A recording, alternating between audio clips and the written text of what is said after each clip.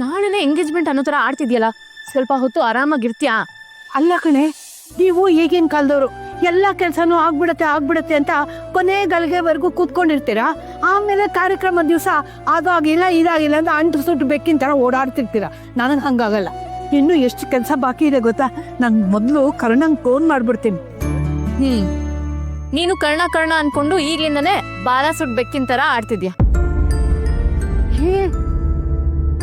ಏನೇ ಇದು, ಮದುಮಗನ್ ಮುಂದೆ ಹೀಗೆಲ್ಲ ಮಾತಾಡ್ತಾರ? ಇವಳು ಯಾವಾಗ್ಲೂ ಹೀಗೆಪ್ಪ, ನನ್ನ ಜೊತೆ ತಮಾಷೆ ಮಾಡ್ತಾನೆ ಇರ್ತಾಳೆ. ಅದ್ಬಿಡು. ಮತ್ತೆ ನಿಮ್ಮ ಅಪ್ಪ ಅಮ್ಮ ಬಂದಾಯ್ತಾ?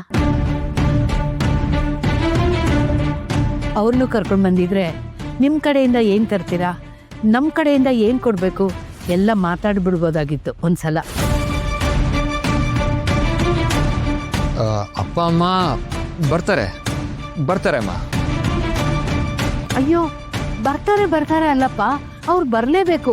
ಒಂದು ಕೆಲಸ ಮಾಡು, ನೀನು ಹೋಗಿ ಅವ್ರನ್ನ ಕರ್ಕೊಂಬಂದ್ಬಿಡು.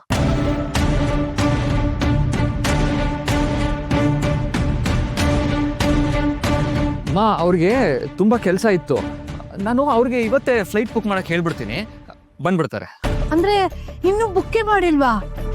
ಏನಪ್ಪ ನೀನು, ನಾವು ಪತ್ರ ಬರೆಯೋ ಕಾಲದಲ್ಲೇ ಎಲ್ಲ ಬೇಗ ಆಗ್ತಾ ಇತ್ತು ನೋಡು. ಬೇಗ ಅವರು ಬರೋ ವ್ಯವಸ್ಥೆ ಮಾಡು.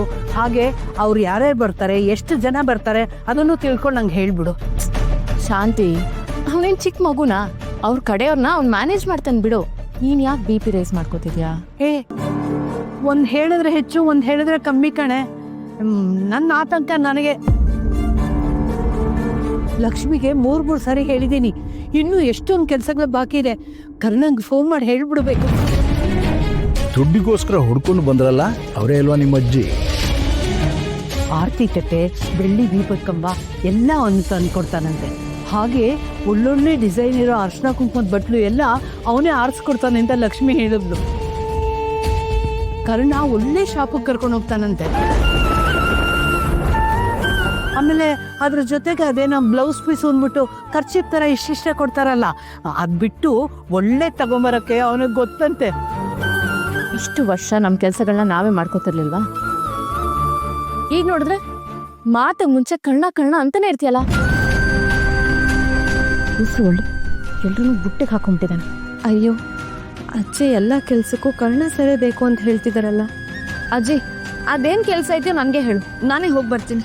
ನೀನು ಈಗ ಇನ್ನೂ ಮನೆಗೆ ಬರ್ತಾ ಇದೆಯಾ? ಮಾರ್ಕೆಟೆಲ್ಲ ಸುತ್ತಾಡೋದು ಅಷ್ಟು ಸುಲಭ ಅಲ್ಲ. ನಾನು ಕರ್ಣಂಗೆ ಹೇಳ್ತೀನಿ.